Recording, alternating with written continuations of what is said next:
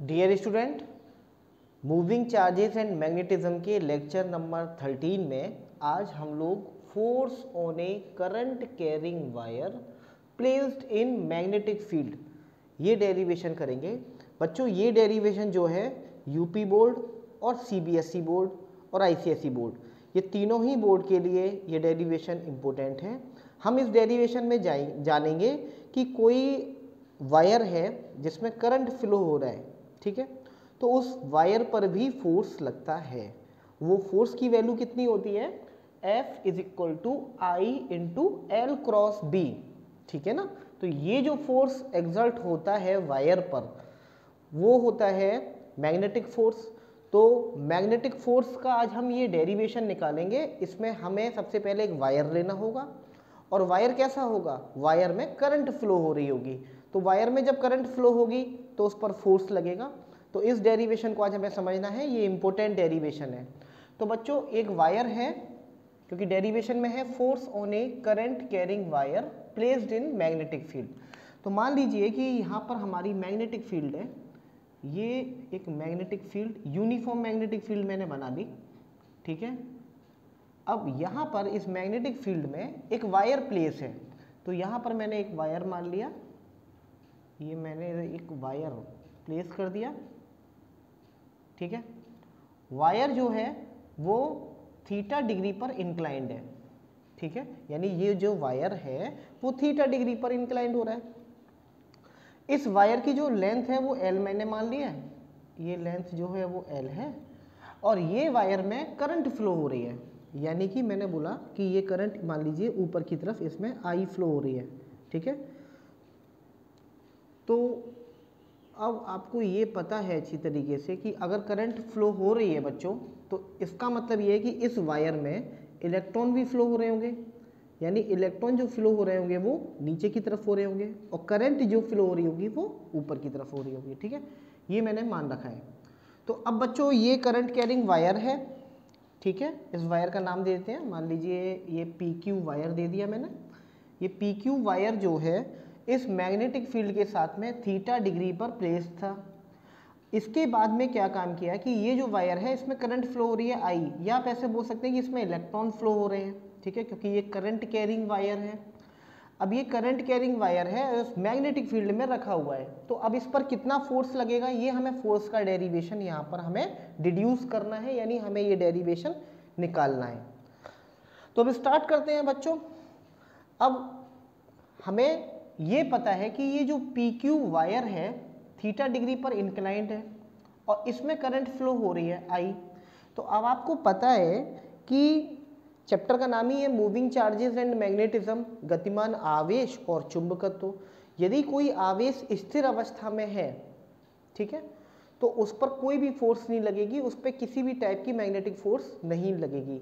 लेकिन यदि वही आवेश या यदि वही चार्ज अगर मूविंग कंडीशन में है, रनिंग कंडीशन में है, तो उस पर हमेशा एक फोर्स लगती है और उस फोर्स की वैल्यू होती है Fm is equal to Q into V cross B। Lecture number 10 में मैं आप लोगों को स्पष्टली बता चुका हूं। तो आज आपको ये समझना होगा कि इस वायर में चार्ज पार्टिकल ऊपर की ओर जा रहे हैं, भाई समझिए, क्योंकि जब करंट की अपोजिट डायरेक्शन में इलेक्ट्रॉन फ्लो होते हैं, या आप ऐसे बोलिए कि इलेक्ट्रॉन जिधर फ्लो होते हैं उसके अपोजिट डायरेक्शन में करंट फ्लो होती है। तो ये इलेक्ट्रॉन हुआ, ये है तो चार्ज पार्टिकल, यानी इलेक्ट्रॉन जब ये नीचे की तरफ आ रहे हैं इसका मतलब कोई चार्ज पार्टिकल, पॉजिटिव चार्ज ऊपर की ओर जा रहा होगा, ठीक है। तो मान लीजिए late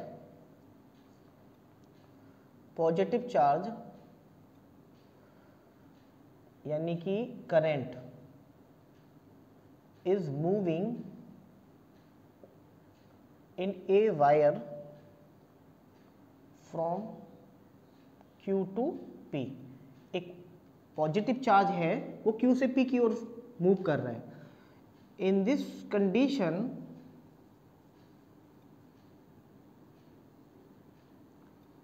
magnetic force Fm is equal to कितना हो जाएगा? फॉर्मूला क्या होता है? Q into V cross B।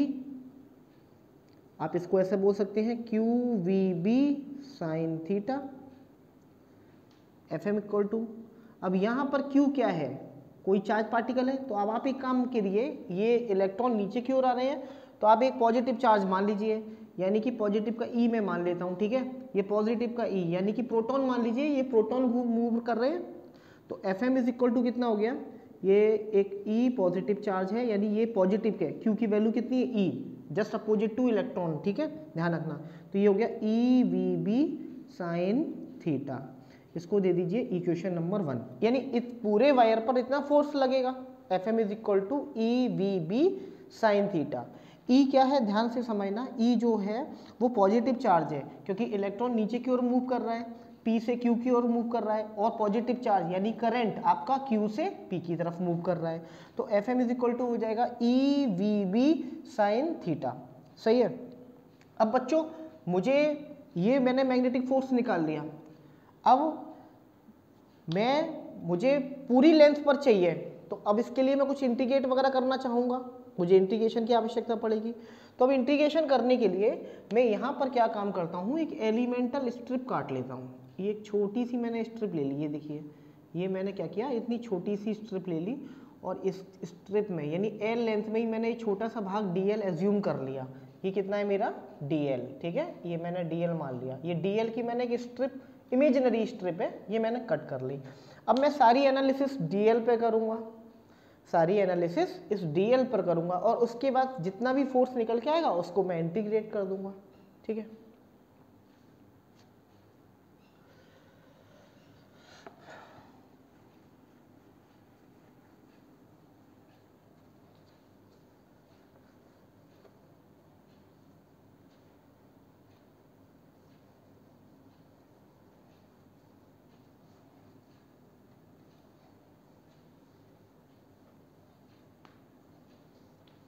क्या निकल के आया, Fm is equal to EVB sine theta.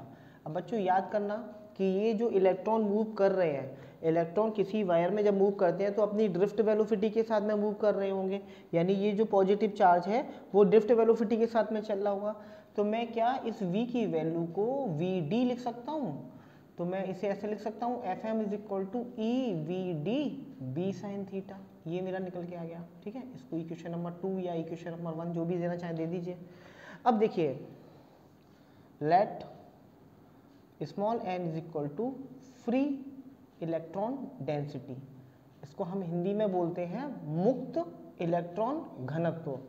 जो n की वैल्यू होगी वो होगी नंबर ऑफ इलेक्ट्रॉन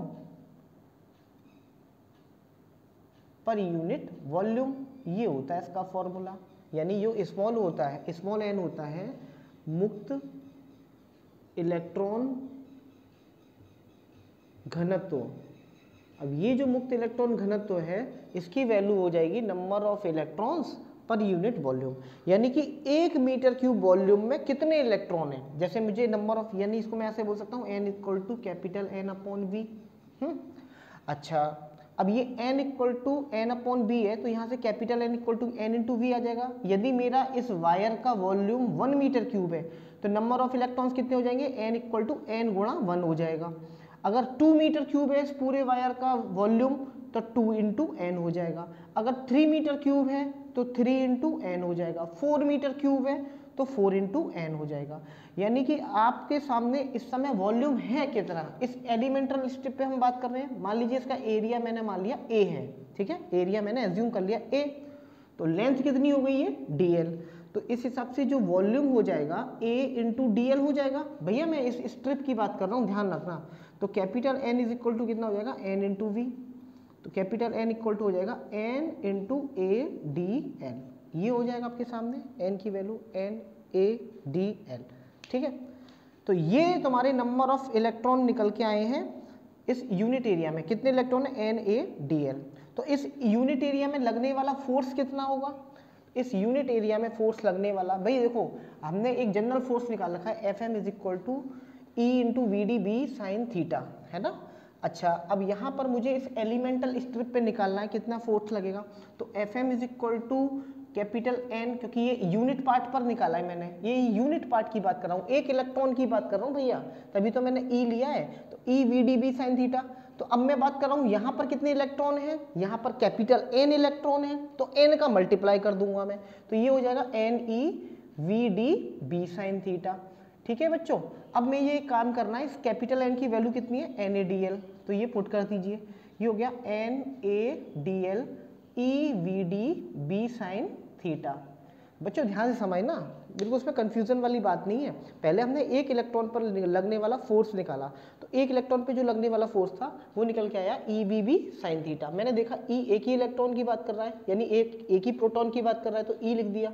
इस V की जो वैल्यू है वो ड्रिफ्ट वेलोसिटी के इक्वल होगी, यानी अनुगमन वेग के बराबर होगी, तो V की वैल्यू मैंने BD पुट कर दिया, तो EVD, B मैग्नेटिक फील्ड आपका यूनिफॉर्म है, B एज इट इज रहने दिया, sin थीटा क्योंकि थीटा डिग्री पर ये इंक्लाइंड है, ये मैंने निकाल लिया। उसके बाद में बच्चों मैंने बोला आपसे कि एलिमेंटल स्ट्रिप पे मुझे कैलकुलेट करना है, तो एलिमेंटल स्ट्रिप की लेंथ मैंने मान ली DL है ना, और इसका जो एरिया था वो क्रॉस सेक्शन ऑफ एरिया, मतलब इस पूरे वायर का जो एरिया है वो कांस्टेंट है, A मैंने एज्यूम करा हुआ है, ये मैंने A एरिया एज्यूम किया हुआ है। तो इस हिसाब से कितना हो गया, यहाँ पर कैपिटल N की वैल्यू कितनी हो जाएगी, यानी नंबर ऑफ इलेक्ट्रॉन्स कितने होंगे, कितने इलेक्ट्रॉनों की संख्या होगी, तो नंबर ऑफ इलेक्ट्रॉन्स के लिए मैंने क्या काम किया, N इंटू V कर दिया, क्योंकि मैं ऑलरेडी मान चुका हूँ small n equal to capital N by B, तो n equal to N into V हो गया। N V की वैल्यू मैंने लगा दी ADL, तो ये ADL लगा दिया, तो NaDl EVdB sin थीटा। अब बच्चों इसको तमीज से लिखना है, इसको तमीज से लिखने का तरीका क्या है, इसको तमीज से यानी मैनर से लिखते हैं, तो Fm इज इक्वल टू ये हो जाएगा आपका N, या इसको ऐसे लिखिए VD E Na B sin theta और DL, सही है। अब ये चीज बन गई आपकी करंट इलेक्ट्रिसिटी में करंट की वैल्यू, यानी आप जानते हो I इक्वल टू क्या होता है VD ENA, तो यहाँ से Fm की वैल्यू रख दीजिए IB sin थीटा DL, ठीक है। ये मैग्नेटिक फोर्स निकल के आ रहा है। अच्छा, ये जो बच्चों फोर्स निकल के आ रहा है तो हमने कितने पे माना है, ये एलिमेंटल स्ट्रिप पे माना है, तो क्या मैं इसको Fm की वैल्यू को क्या मैं DF रख सकता हूँ, क्योंकि ये पूरे मैग्नेटिक फोर्स तो ये पूरे वायर के लिए, तो Fm की वैल्यू मैंने DF रखी, तो ये कितना आएगा DF is equal to IBL sin theta DL। अब इसको मैंने दोनों तरफ क्या कर दिया, इंटीग्रेट कर दिया, ठीक है, क्योंकि मैं इस एलिमेंटल स्ट्रिप पे निकाला था, तो एलिमेंटल स्ट्रिप पे लगने वाला फोर्स कितना है, तो एलिमेंटल स्ट्रिप पे लगने वाला फोर्स है IB sin थीटा DL। अब मुझे होल वायर पे निकालना है, तो होल वायर के लिए मैंने स्टार्टिंग में बोला था लेक्चर की कि मुझे इंटीग्रेट करना पड़ेगा, तो अब मैं इंटीग्रेट कर रहा हूँ। अब देखिए इंटीग्रेशन कैसे करूँगा, जब लेंथ आपकी यहाँ से शुरू हुई 0 लेंथ थी, उस कंडीशन में मैग्नेटिक फोर्स भी 0 था, जब कोई लेंथ नहीं, कोई इलेक्ट्रॉन नहीं, कोई चार्ज पार्टिकल नहीं, तो कोई फोर्स नहीं। जब इसकी पूरी लेंथ कवर हो गई L, तो यहाँ पर फोर्स लगेगा F, ठीक है। तो अभी इस इंटीग्रेशन को मुझे सॉल्व करना है, मेरा डेरिवेशन मुझे मिल जाएगा।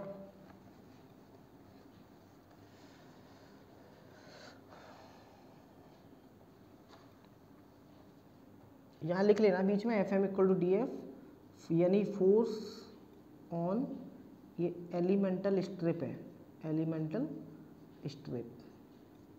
अब इस इंटीग्रेशन DF की वैल्यू सॉल्व की, तो LHS में F माइनस 0 हो जाएगी, ये वैल्यू डायरेक्ट कर दिया, DF का F minus 0 is equal to सारी कॉन्स्टेंटों को बाहर ले लीजिए, तो IB साइन थीटा, L नहीं आएगा सॉरी, IB साइन थीटा, और इंटीग्रेशन में बचेगा केवल DL, और ये आ गया 0 से लेके L, सही है। F इज इक्वल टू आ जाएगा IB साइन थीटा, और इसका इंटीग्रेशन हो जाएगा L माइनस 0, यानी कि F इज इक्वल टू आ गया IBL साइन थीटा। ये फॉर्मूला निकल के आया बच्चों। ये एक वायर पर लगने वाली फोर्स की वैल्यू होती है IBL साइन थीटा। अब बच्चों यहाँ पर एक चीज़ समझना, आप यहाँ पर जो चीज़ समझनी है वो ये है कि जो फोर्स की वैल्यू है, F की वैल्यू है, आप इसको ऐसे भी लिख सकते हैं I into L cross B, और आप इसको ऐसे भी लिख सकते हैं F is equal to I into B cross L, है ना। दोनों का मीन एक ही है या दोनों का मीन डिफरेंट है?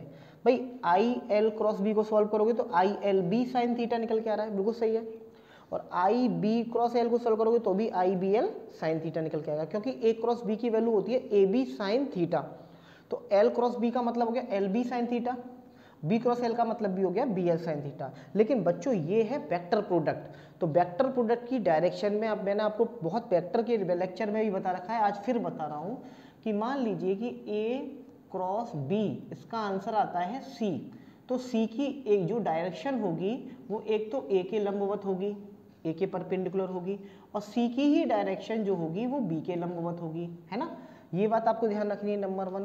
और दूसरे नंबर पे जो चीज़ है वो ध्यान रखने वाली ये बात है कि इसकी डायरेक्शन जो निकलती है वो राइट हैंड स्क्रू रूल से निकलती है, यानी पेच के नियम से हम निकालते हैं, क्योंकि वेक्टर के प्रोडक्ट की जो डायरेक्शन होती है वो पेच के नियम से ही निकलती है। तो पेच का नियम क्या कहता है कि ए से बी की तरफ अपने स्क्रू को घुमाओ, स्मॉलेस्ट एंगल पर जिधर स्क्रू जाएगा वही डायरेक्शन आपकी इस सी की होगी, है ना। तो अब देखते हैं जरा चेक करके, तो आई इंटू एल क्रॉस बी होगा या आई इंटू बी क्रॉस एल होगा। तो अब देखिए ये लेंथ वेक्टर हो गया आपका, और ये मैग्नेटिक फील्ड का वेक्टर हो गया, बी वेक्टर हो गया, यानी ये बी वेक्टर मान लीजिए और ये एल वेक्टर मान लीजिए।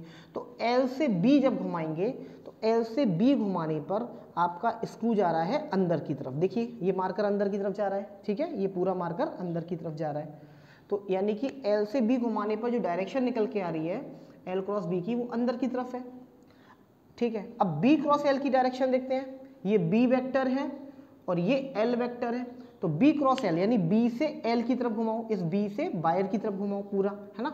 तो जब बी से एल घुमाओगे तो कोई चीज़ आपकी बाहर की तरफ निकल के आ रही है, देखिए ये बी से एल घुमा रहा हूँ, बी से एल घुमा रहा हूँ, तो ये चीज़ खुल रही है, कोई चीज़ बाहर की तरफ, है ना, आउटवर्ड डायरेक्शन में आ रही है। तो बी क्रॉस एल की डायरेक्शन कैसे निकल के आ रही है, बाहर की तरफ निकल के आ रही है, क्योंकि बी इधर है एल इधर है। जब बी से एल घुमाएंगे, देख लीजिए करके देख लीजिए, तो आप जब करके देखेंगे तो ये बाहर की तरफ निकल के आ रहा है। तो बी क्रॉस एल की डायरेक्शन बाहर की तरफ और एल क्रॉस बी की डायरेक्शन अंदर की तरफ। अब इस फोर्स की डायरेक्शन देखिए, फोर्स की डायरेक्शन में क्या कहता है कि right hand palm rule use कर लें। राइट हैंड पाम रूल में क्या करता है कि फिंगर को रखना है in the direction of current, तो फिंगर को रख दिया हमने करंट मैग्नेटिक फील्ड की डायरेक्शन में, और थंब को रखा मैंने in the direction of positive charge motion, तो पॉजिटिव चार्ज मोशन मेरा ऊपर की तरफ मूव कर रहा है। तो ऐसे रखने पर ये जो मैग्नेटिक फोर्स की डायरेक्शन आ रही है वो अंदर की तरफ आ रही है, यानी इस फोर्स की डायरेक्शन अंदर की तरफ है ना। चेक कर लीजिए, उंगलियों को रखा मैंने क्षेत्र की दिशा में, अंगूठे को रखा मैंने पॉजिटिव चार्ज, यानी ये आई ई जो मैंने माना था वो ऊपर की ओर मूव कर रहा है ना, तो ये ऐसे रखा मैंने, तो मेरा ये हथेली किधर की तरफ खुली है, अंदर की तरफ, है ना, तो ये अंदर की तरफ जाएगी इसकी डायरेक्शन।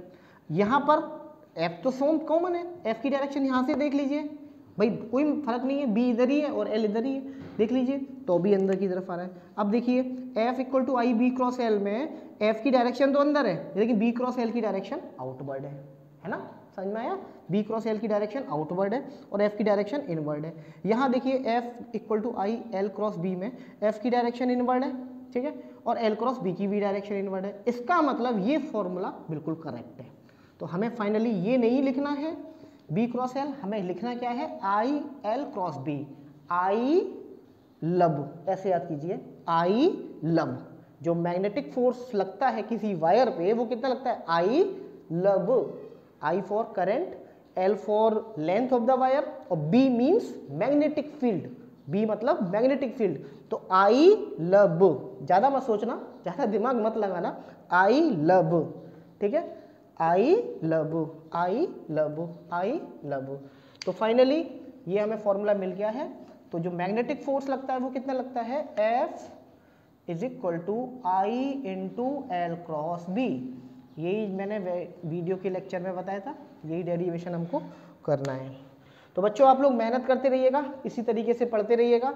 नेक्स्ट लेक्चर में 2 पैरेलल वायर लेंगे, उनके बीच में कितना अट्रैक्शन फोर्स लगेगा या कितना रिपल्सन फोर्स लगेगा उसकी हम कैलकुलेशन करेंगे। बहुत मज़ा आने वाला है, आप लोग पढ़ते रहिएगा, मेहनत करते रहिएगा। All the very best.